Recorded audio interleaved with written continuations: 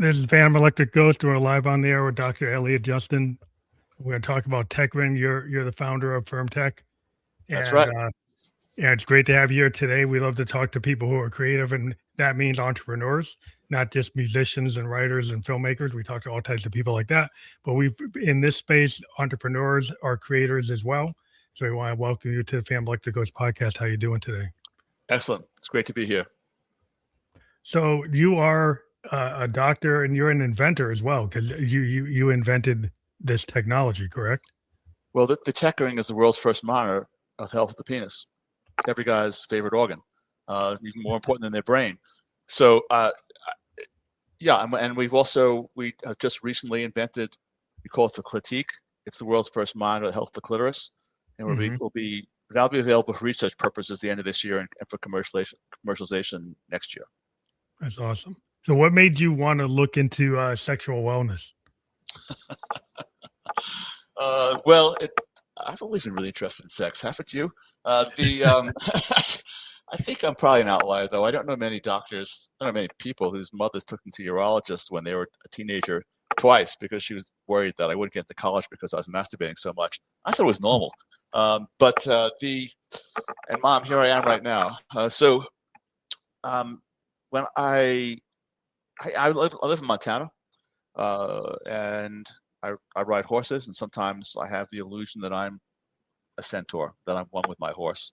Mm-hmm. That could be a dangerous illusion, kind of like being one with your motorcycle. Several years ago, I broke 6 ribs and 6 vertebrae. Some do-gooder had cut a tree that had fallen over the trail, so you could walk underneath it, but you couldn't ride a horse underneath it if you're going 35 miles per hour because horses don't stop on a dime. So, fortunately, I did not break my spinal cord, but that got me interested in what's been done to rehabilitate men or women who have had a spinal injury, specifically to rehabilitate their sexual function. Because if we could do that, we could also come up with a way of helping people to have longer lives of lovemaking and not have dysfunction. So there were 6 papers in the medical literature, and I would put the literature in quotes because it always amuses me that we refer to the research as literature because literature is mostly fiction, and most of the medical scientific research, unfortunately, as everyone should have realized after COVID, is not reproducible. Anyway, there were 6 papers saying that they're able to neuromodulate human sexuality. Now, when we talk about neuromodulation, I'll put into layman's terms, think about cardiac pacemaking.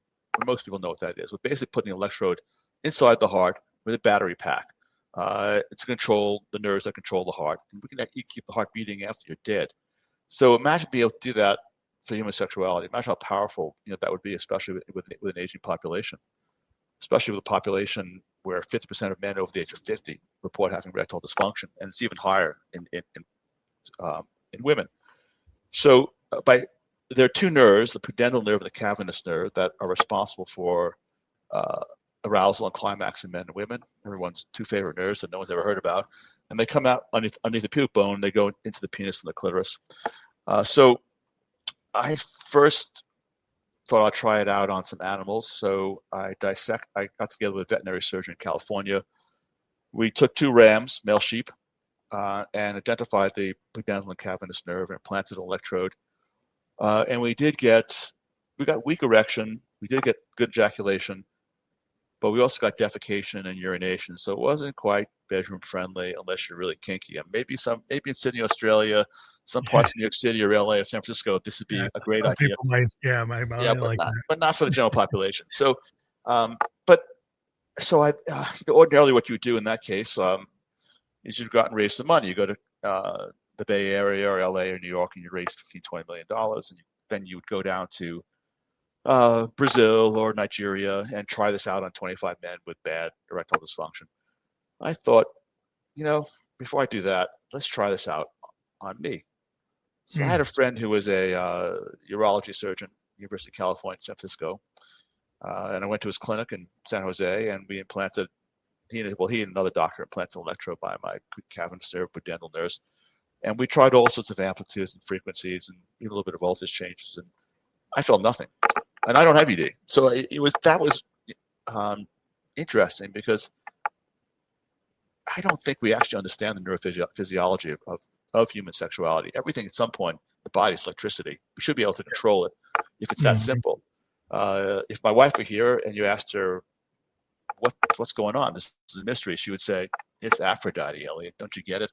I kind of like that as a metaphor, but I think eventually we'll figure it out. Anyway, I called this Project O, and I tried to get it for obvious reasons. And I tried to get this published, but negative studies almost never get published. But several years later, a professor of urology at the University of Utah heard about this from a colleague with whom I was working on another project, and said, "Gee, I want to work with this Dr. Justin. He sounds like the right guy." Because what did he want to do? He wanted to come up with a way of counting the number of nocturnal erections that men have, because they're a leading indicator of their cardiovascular and sexual health. And when he said to me, my response was kind of like a WTF, like, really, what are you talking about? I mean, is that true? I never heard of it. I don't think most doctors know about that. And I certainly don't think most people don't know about that. But to have a leading indicator of cardiovascular and sexual health through looking at men's nocturnal erections, that would be a powerful vital sign. One that men care a lot more about than, gee, well, how's my blood pressure? Or how many steps I took yesterday? Or I gained a pound. So that was about 4 years ago. And that's how I got involved. It's kind of like a sleep study, how people use their wearables to do sleep studies, like their watches and stuff. Well, lots of thoughts right now. I want to jump in, but later on, I want to talk. Every episode of REM sleep, quality sleep, that your smart watch or smart ring is telling you about, is accompanied by an erection, and the erection is actually a more accurate determinant of what's going on than, because you can't fake an erection. But whereas your Aura, your Whoop, these peripheral devices, they're measuring your pulse and they have an accelerometer built into them, motion detector. So during REM sleep, you're kind of comatose. You don't move at all, and your pulse slows down. And then this device says, well, that's when you're having quality sleep. But you just might not be moving. You actually could be awake. You can fake it. Just not moving. You can fake it out. Yeah. So I don't. So that's. But whereas it's hard to fake an erection when you're. So there is a study right now going on at Baylor University comparing or simultaneously using our device, the TechRing, and Whoop, which is a wearable, and a good wearable, and basically showing that we're counting the same amount of quality sleep that they're doing. Oh, wow. And the previous way of counting nocturnal erections used a device called the Rigiscan, and this looks like something Dr. Frankenstein would attach to your dick. It's got electrodes that kind of wrap around, like really too much, and wires and boxes, and so you have to kind of lie still. You can't really move, and you can't wear it while having sex. So our device not only measures counts the number of nocturnal erections that are our leading indicator of cardiovascular sexual health, measures the duration of firmness, but it also could be worn during sex. So it measures the duration of firmness of your penis during sex, and it's also an erection ring, meaning that it helps sustain, prolong, intensify your performance.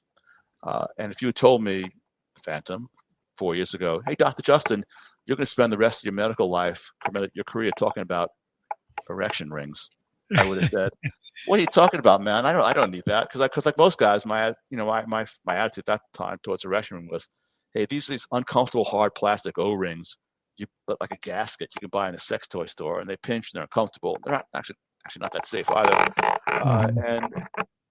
And I was like, "Hey, I don't need that." But now I realize it's not about need; it's about want. Do men want data about their sexual health? Duh. Yes.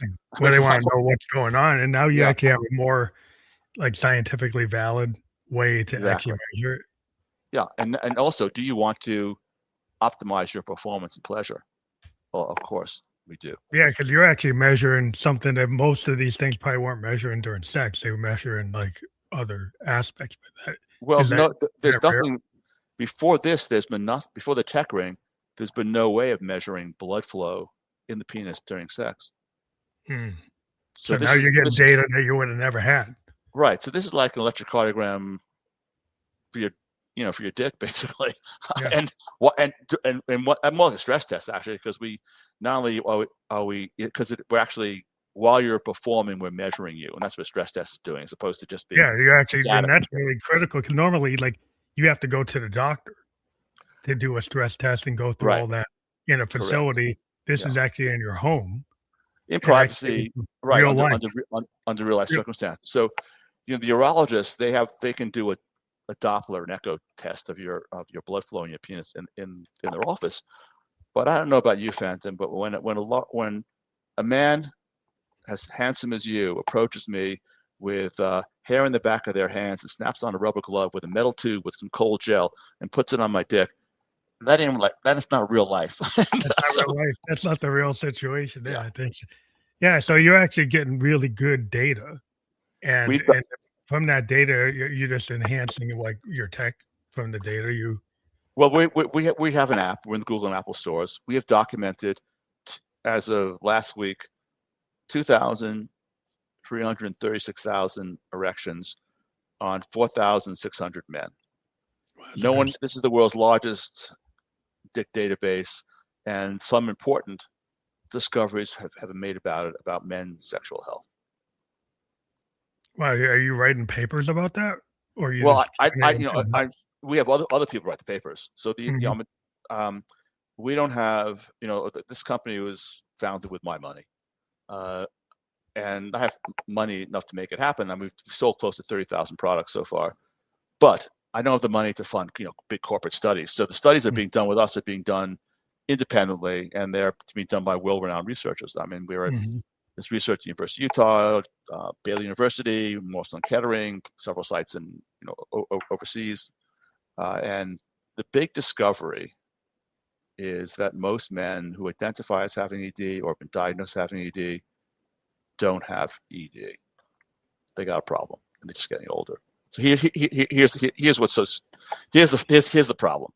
The fundamental problem is the International Society of Sexual Medicine has misdefined erectile dysfunction.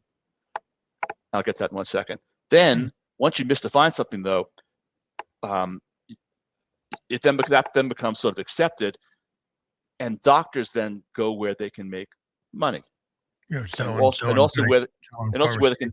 what the conventional wisdom tells them what to do. So here it is. Here's the first clause of the definition: erectile dysfunction. Inability to get an erection or difficulty getting it up. Well, that's dysfunction. That's 12 to 13% of men who identify as having ED. So that's the first clause. So these are guys who aren't getting enough blood to their penis. So either the heart's not pumping enough blood, they have angina, they have a heart attack, they have congestive heart failure, they have myocarditis, they have some condition so the pump is not working well.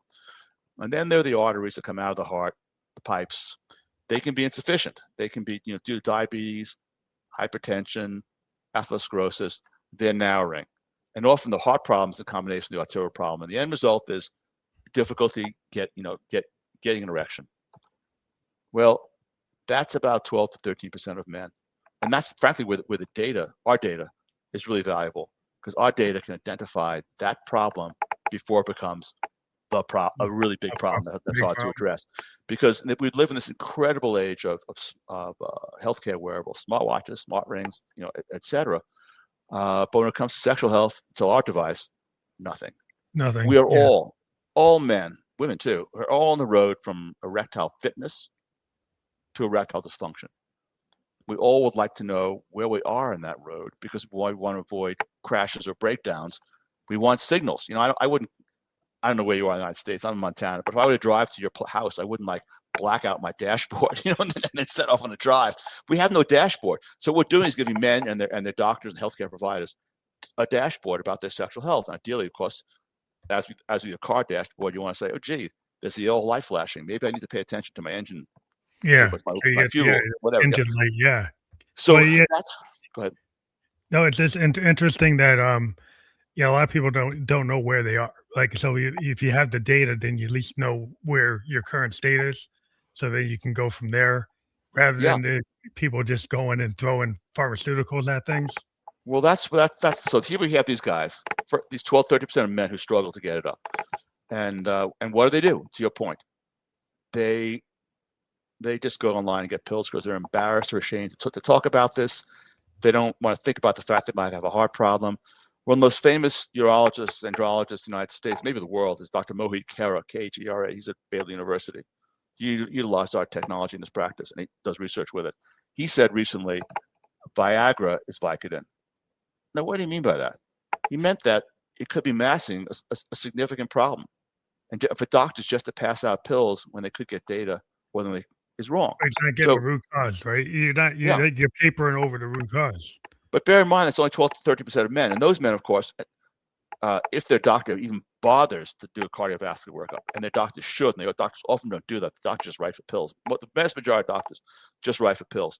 But these men, especially if a man is having less than 3 to 5 nocturnal erections per night, utilizing our data, you can now assess that. We've had 3 men that were aware of cardiac catheterizations because their data was so poor. Mm-hmm. But these guys, for these guys to just take pills is a mistake because you could have heart failure. And the doctors, of course, some of the doctors recognize that the penis is the canary in the coal mine of cardiovascular disease. So they will work it up because that's where the money is, and we know how to do it. We can get imaging tests to assess your heart, echoes, electrocardiograms. We can do interventional radiology studies to assess your arteries. So if a man, I have no problem with some 25-year-old guy who's dating on Hinge using this. And he can't get it up a couple of times with someone he's never met before. Guys, by the way, don't expect to always succeed in getting it up with strangers. But that's okay. You want to get some pills because it makes you more confident, pull more blood in, fine. But for guys over the age of 45, 50 who are at risk for cardiovascular disease or metabolic it's more disease, of a potential life health issue just because of aging. Exactly. And maybe because they have a very sedentary lifestyle. Well, that people are that certainly makes it worse.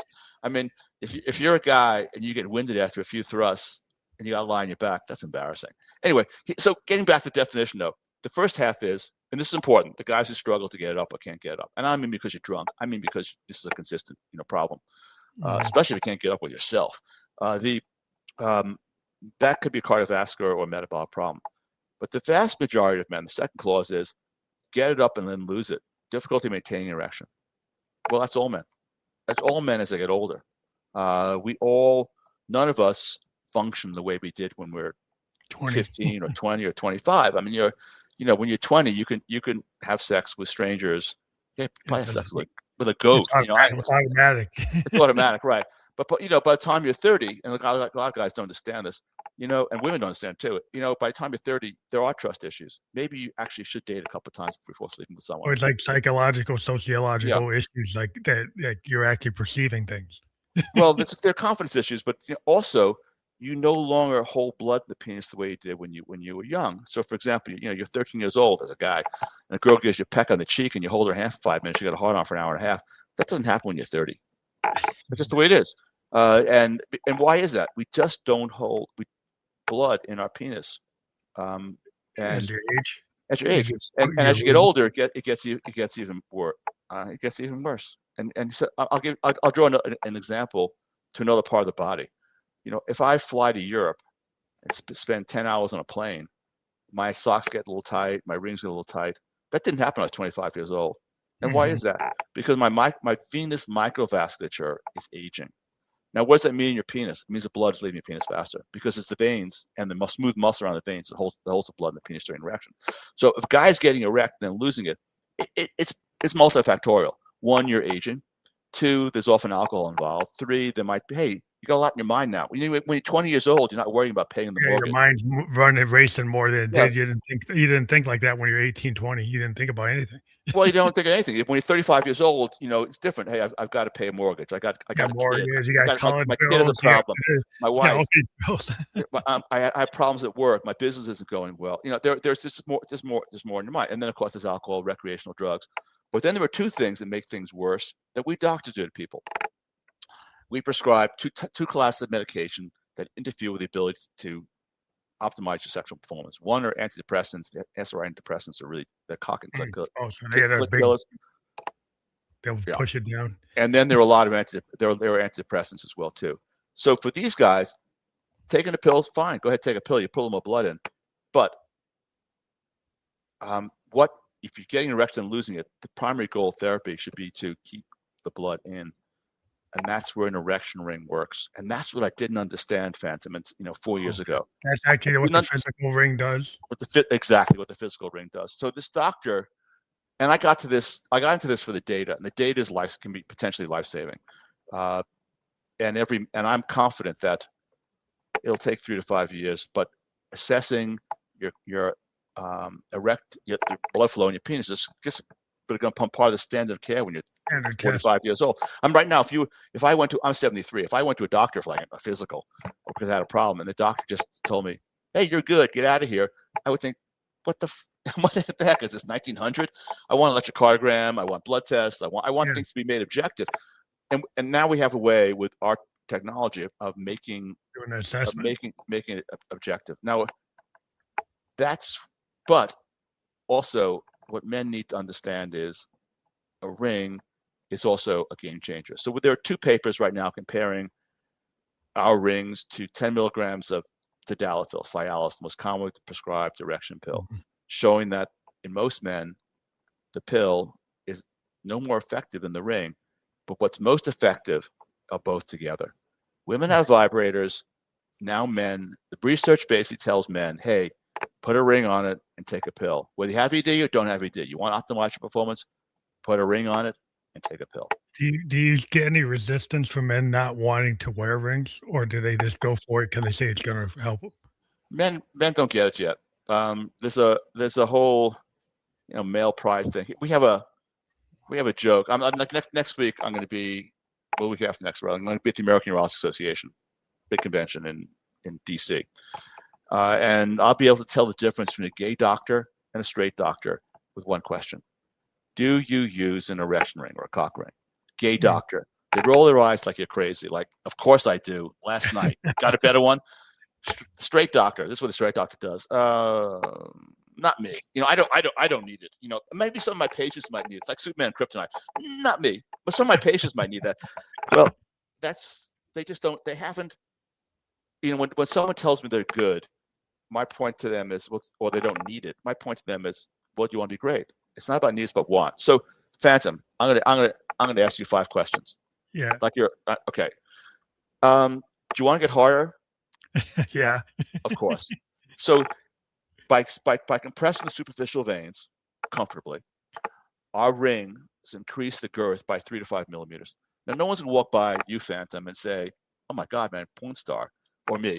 But that's more blood that you can hold in your penis with a hand, the mouth, the vagina, etc. Okay, so you want to get harder. Good. That's point 1. Do you want to last longer? Of course. Do you want to be more confident? Meaning, hey, I can have a third cocktail, or I can stay up to 1 o'clock in the morning and dance for an hour and still perform. You want to be more confident, right? Yeah, everyone. Yeah. Do you want your partner to be more confident than you? Oh, that's a no-brainer. No-brainer. Okay, here's the last one. Do you want to have a more intense orgasm? Well, I think every guy would, unless they aren't telling the truth. And so guys should put a ring on. So here's how do we produce a more intense orgasm in men? So again, I get into this for the data, but then realize that in order to collect data overnight, I have to reinvent the cock ring. Our rings are not these hard plastic rings that look, you got to have a hard on and it chokes off the blood flow. It's like lynching your dick. Who wants to fucking lynch their dick? Yeah. Ours are made out of a soft elastomer. They're comfortable, sit like that. And so they can be worn for long periods of time. They don't cut off the arterial flow. So how do we produce more intense orgasm? This thought came to me later on. It was the way we do that is by putting the right amount of pressure over the urethra right here in order to draw out the ejaculatory phase. Women have vibrators, and now men have a device that can produce more intense orgasms. So my goal was to increase the ejaculatory phase in the average man by 50%. So we tested on 28 men aged 28 to 70. My ejaculatory phase with our ring, properly adjusted, goes from 4 seconds to 7 seconds. And that's an incredible orgasm. And I don't have sex without a ring now. And 4 years ago, if you'd asked me about rings, they would have said, I don't need that. And now it's like, why have sex without it? Well, yeah, I mean, I think it's like a superficial thing that some men maybe don't like the outer look, or like the superficial nature of saying you need something to help you. Because men are kind of psychologically, they're being, I don't need anybody's help. I'm going to do it all by myself. I don't need anybody to tell me anything. But most guys don't have ED. They're just getting older. Here, let me draw another analogy. Would you tell me approximately how old you are? I'm 58. Okay, 58. Phantom, Do you run as fast now as you did when you were 18? No way. Yeah, no way. Oh no, Phantom. You have RD. You have running dysfunction. And I'm really worried about you. You have a bad case of running dysfunction. We need to help you out. And I have a whole exercise program, supplement program, blah, blah, blah, blah, to fix you. Well, that's what we've done with erectile dysfunction. Yes, too many men are overweight.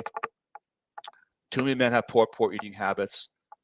But you don't have ED. You just have a problem. And the answer is an effective, erection ring. And by the way, don't go running barefoot. It's going to hurt you. Well, yeah, everybody knows that. You need the right shoes if you're gonna go be a runner. Yeah. But yeah, I mean, it's like, I'm a cyclist, so I like a mountain bike. But like, like you don't cycle. You don't mountain bike barefoot though. Oh no, you wear your have, shoes with the clip with thing, clips, and of you course, click, all that stuff. So guys have you're right. Guys have a thing about being natural. There's a pride issue, but guys like it. We have a lot of 5-star testimonials, and I didn't. It's a change in mindset though, both for men, but also for the doctors. The doctors just think in pills. They're ignorant. So how did you get this promoted to the patient? It's been difficult because we don't have. I don't have the money for a paid advertising budget. So I speak to people like you. I mean, I've done a lot of podcasts. There are 7 published papers. If you go to our website, myfirmtech.com, you click on the science, go to the research section. There's 7 published papers. We go to Society of Sexual Medicine conferences, urology conferences, and we're gradually getting the word out. Have they been able to get like I don't know, practices to actually like there are over 80 doctors in the United States right now who are utilizing our devices. And why? Because it's more scientific. Just passing out pills is wrong. I mean, I'm gonna put it this way. I'll draw an analogy. Phantom, if you came to me and said, Dr. Justin, I'm really worried. When I go to the gym, my pulse is irregular. And I said to you, Phantom, that's interesting. You probably have a heart arrhythmia. Take this pill and come back in 6 months. You would think, what? The pill magic. You're not going to get an echo. You're not going to get electrocardiogram. You're not going to get blood test. But that's where we are with men's health, and it's really screwed up. With men's health, we are prescribing they're called PD5 medications, erection pills, without knowing whether the men have a heart problem, whether they have that diabetic problem. We just pass out. Yeah, because a lot of men. I mean, I'm African American. I'm a type 2 diabetic. Been one since I was 27. So I mean, I have to consider that, and I'm doing the treatments to keep myself like my numbers, my A1Cs, and check. Like, so if you're getting the A1Cs, they're like way over their number. That's probably going to be part of the reason why you can't keep having an erection. Like if you're not within like the 6, like 5 range, you're probably going to have problems, right? Yep. I mean, almost all men, pretty much all men with poorly controlled diabetes have real erectile dysfunction. These aren't the guys who get up and lose it. These are guys who struggle to get up because diabetes impacts the penis in 2 different ways. One, it narrows the arteries, so you have insufficient blood flow into the penis, and then it also damages the nerves as well too.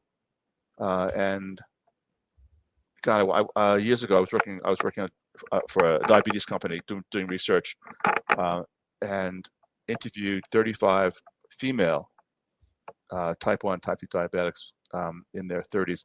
All of them were anorgasmic.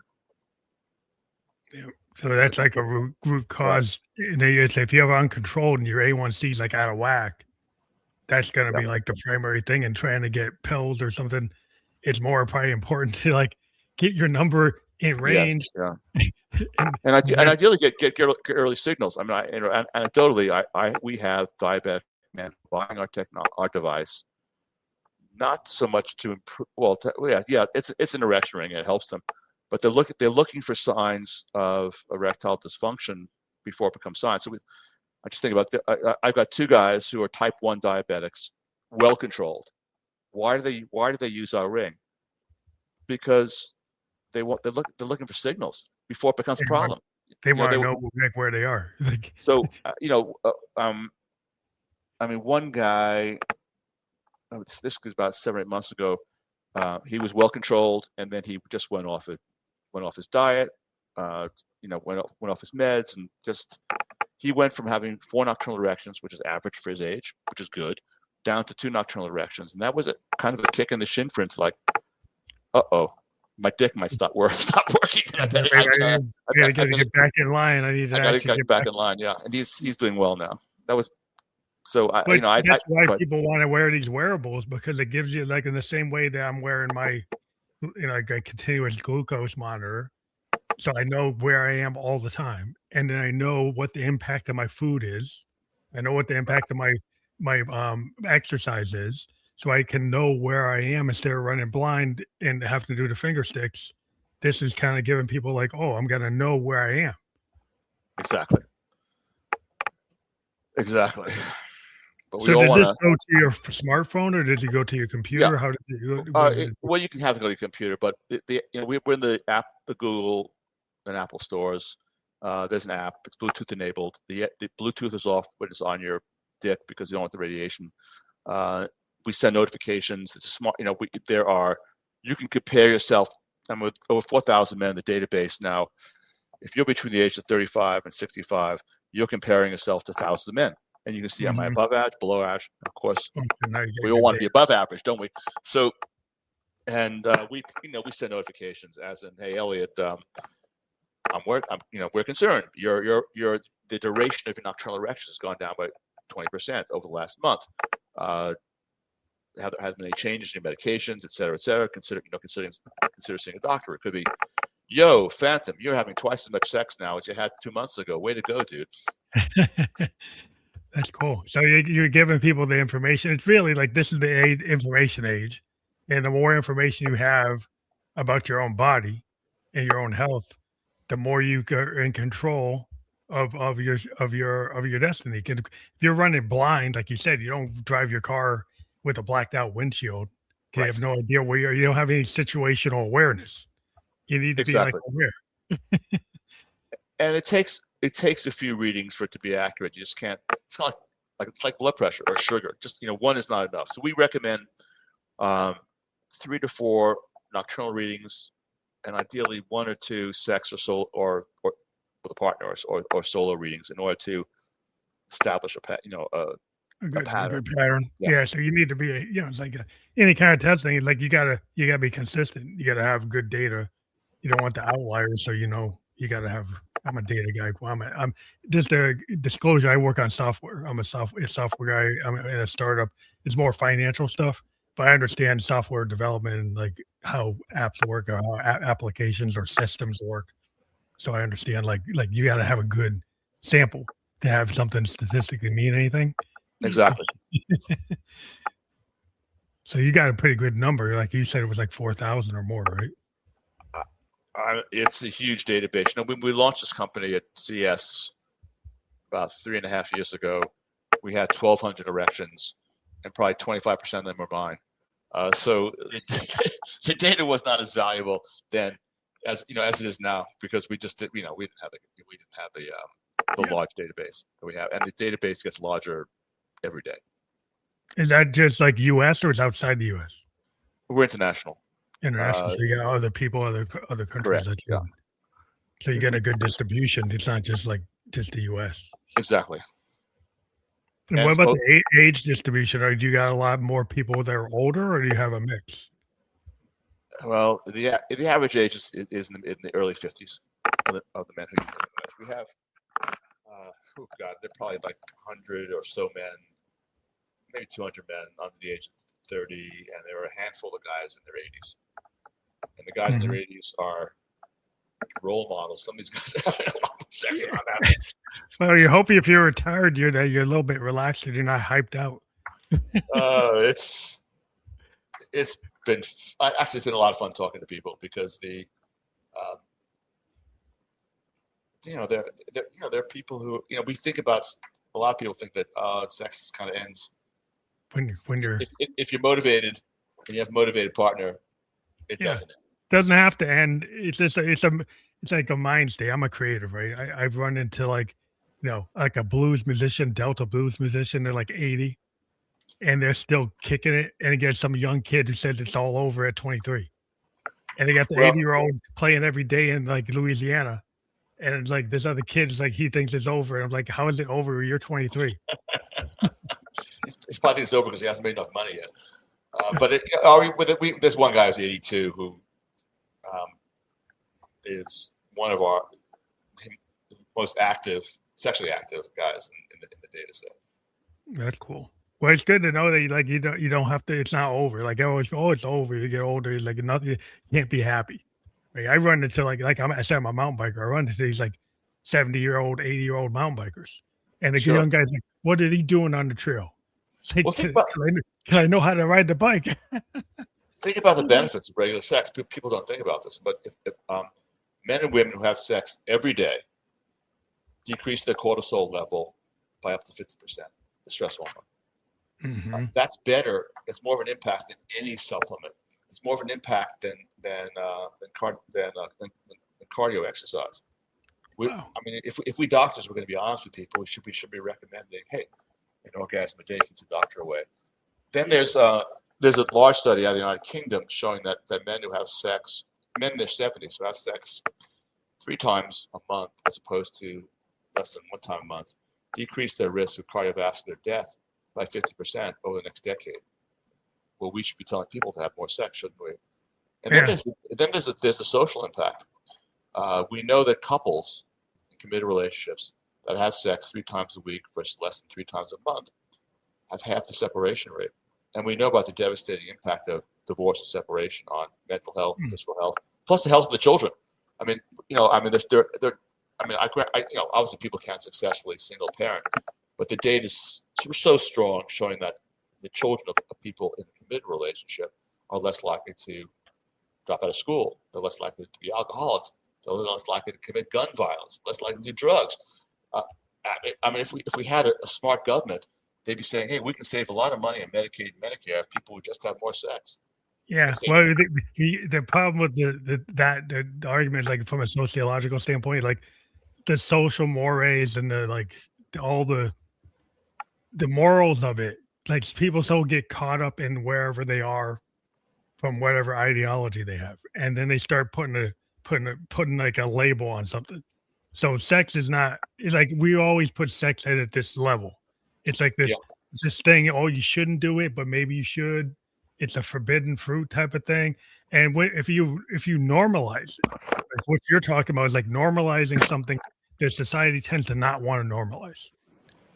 And that goes into the sociological and psychological aspects of that. But people have been like fighting that. I know. I live in Montana, and I live south of Bozeman. Bozeman's a really fit, outdoor-oriented town.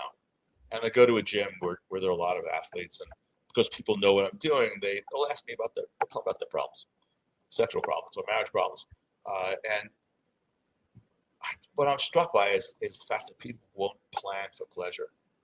They rely too much on spontaneity, and and then there's so many reasons not to, especially if you're losing confidence in your relationship or your sexual performance, there's some reason to put it off.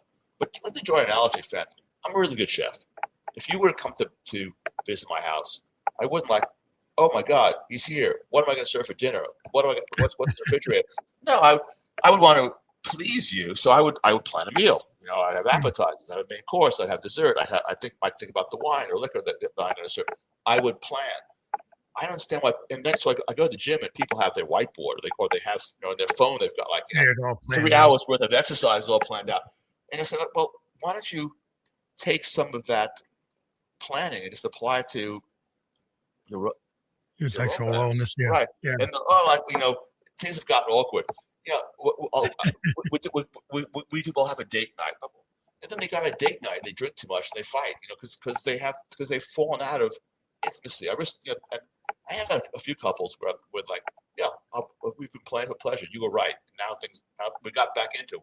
You got to make it part of your life where it's like the problem is people have all these things. Like they got the mortgage, they got the kids take priority.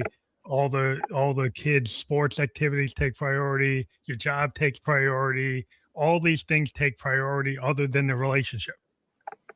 So you kind of get pulled into all these things that are so-called more important. But then we got a 50% divorce rate. So it seems like it's important. Yeah. Well, that's and frankly, that's where the rings are so valuable. At both extremes. So we've had 3 couples that we're aware of, 3 men whose wives bought them the TechRing, who were attributing their sexual problems to their relationship. But it was the men had significant cardiovascular problems. Got so significant they got cardiac catheterizations. At the other extreme, we've had 4 men that we're aware of who thought they needed a penile implant. Because they were having good nocturnal erections, good duration and firmness and number. But there were issues in the relationship that were producing their problem. We've had 2 young guys. One guy had an adrenal tumor in the 20s. Another guy had the ring showed him that the anabolic steroids he was taking for his bodybuilding were making him impotent. Yeah, that's one thing. and then there's the value of the ring for right dosing testosterone.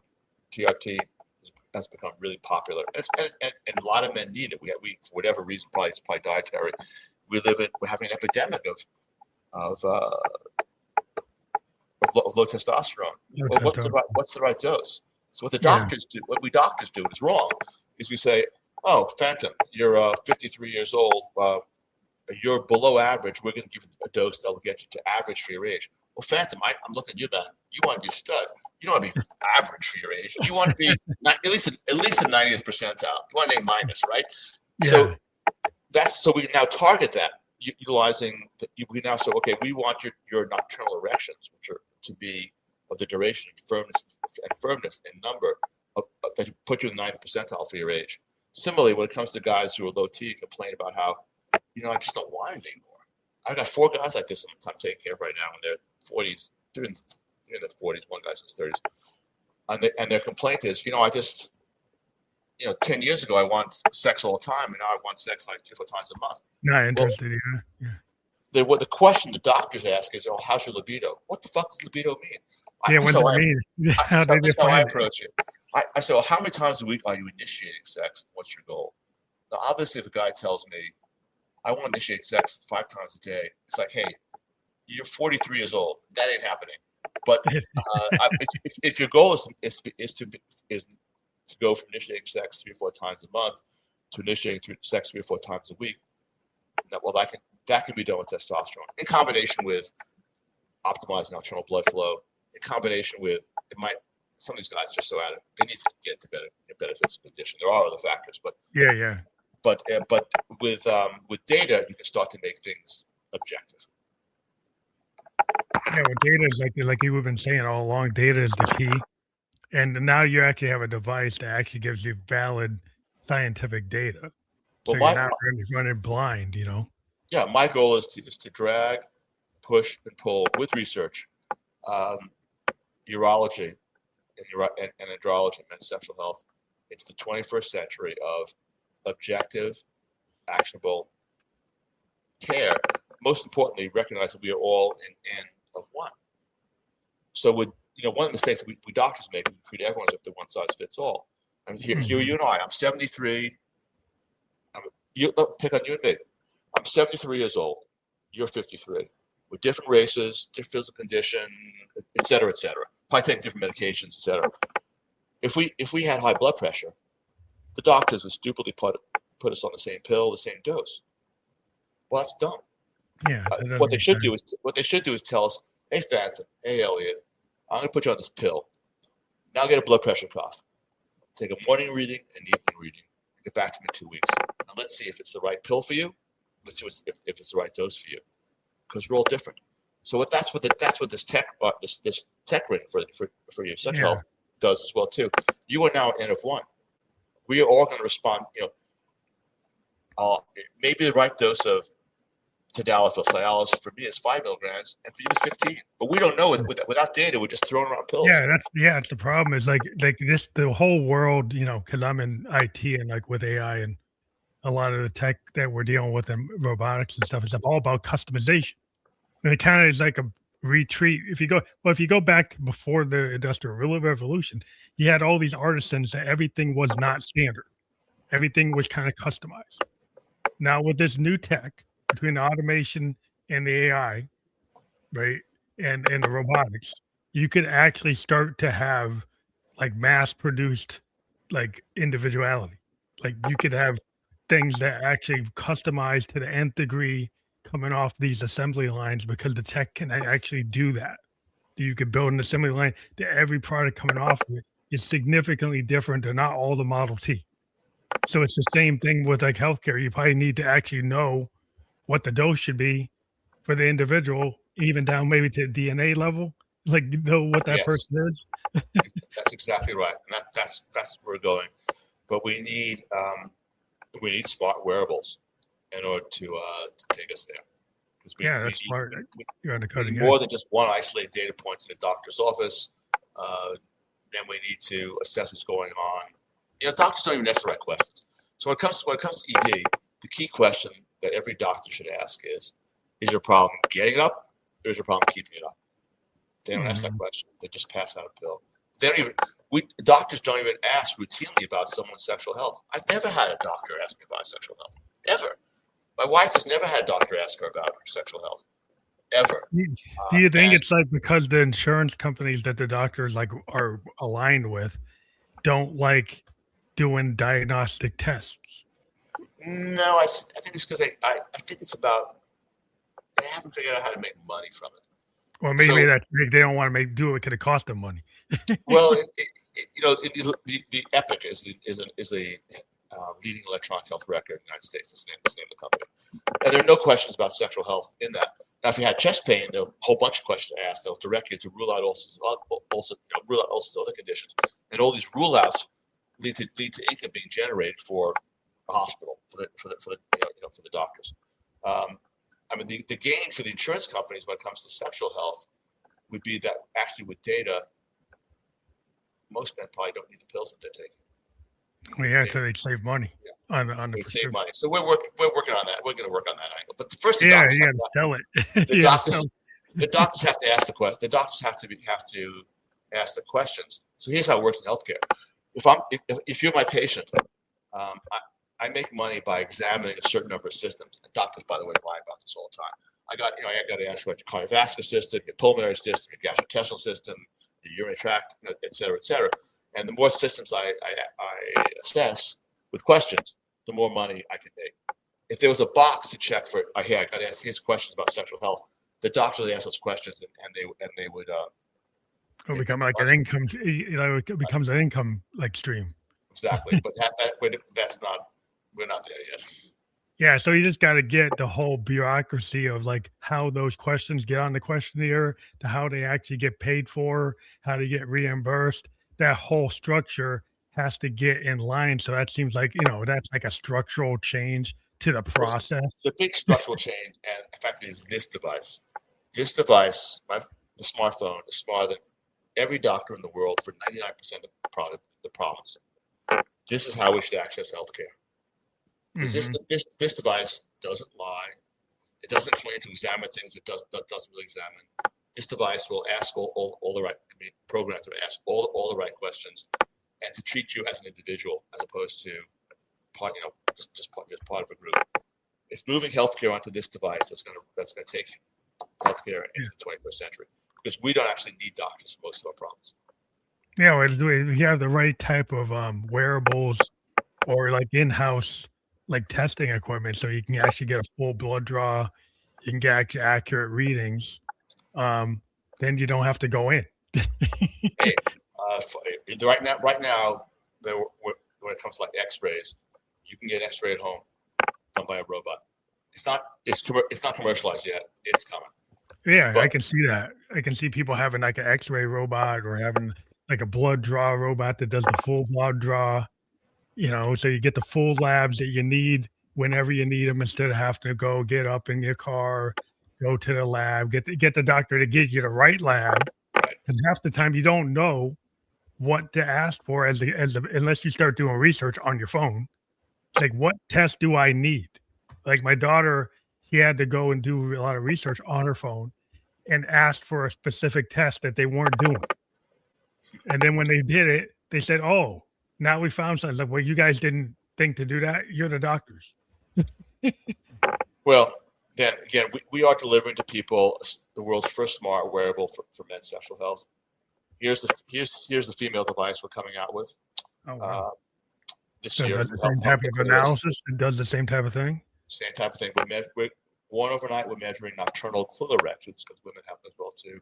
Their duration and their firmness. And with the information, women will be able to assess the impact of diabetes, hypertension, atherosclerosis, medications, alcohol, drugs, relationships upon their sexual health. And that sexual health is also a reflection of the cardiovascular health. So we are changing the world of urology and gynecology. Well, I think it's super important for people to kind of get over their hangups when it comes to like people get into work. There are probably people, because of this episode, because of some of the words you used, they will ignore the whole episode. I'm sorry to hear that. I didn't. No, I'm just saying there are some folks that are like that. So if you, even when you're trying to give information, if they're so primed by triggers, if they hear a word that they don't hear, that's not normalized, like, because we haven't normalized sexuality. So anytime you talk about certain terms, some folks get bent out of shape. You know, I might even get some folks, "Oh, why did you talk about that?" I said, "Well, because I like to give out information. I like people to talk about things that need addressed, and this need to be addressed, so I don't really care." I mean, I tag it as an explicit episode, so you know. But the fact is, like, if you see it's tagged as explicit and you still have a problem, it's like, that's not on me. Yeah. Well, I'm going to apologize if I've offended anyone, because actually this information is really important. I'm not saying. I'm just saying that is the society the way it is. I just like, I actually have to tag it as explicit because of that. You know, you could think it's like, well, that's really human. That's human sexuality. It's part of our normal behavior. Why do I have to tag that? But you make me tag it. Like the distribution companies that I put my podcast to will say, "Oh, you gotta tag that," or they'll tag it. Like, that's just the way they are. Yeah, well, it's unfortunate. But you know, I think it's super important that we had this discussion. We do have your QR code up. So if people understand that, you take your phone and you scan it, that will bring you right to your FirmTech website, myfirmtech.com. If people go there, what do they find there? Well, if you're interested in science, click on the science button, and then click on research, and you'll see all the validating. You see how our technology is being utilized by researchers around the world to investigate every proposed intervention for men's sexual health: shockwave therapy, Botox injections, PRP, right dosing testosterone, distinguishing between psychological causes of erectile dysfunction and physical causes of erectile dysfunction, and demonstrating the value of the rings to optimize all men's performance by producing longer lasting, harder erections. So people can now get smarter and harder in the 21st century with a smart wearable. Well, I think that's great that we've been able to talk about this, and you're providing this evaluation and the technology for people to kind of have their own kind of like review of their health. I think it's super important for people to take charge of their own healthcare, and you're giving folks a tool for men and women. The woman tool is coming. So I think that's super cool that you're looking at everybody. And I think that's an interesting story. Maybe later, when that's more out there in the world, we can talk about that in another episode. But I want to thank you for being a guest on the Phantom Electric Ghost podcast today. Thank you so much. That was a lot of fun. Well, thank you. Have a great night.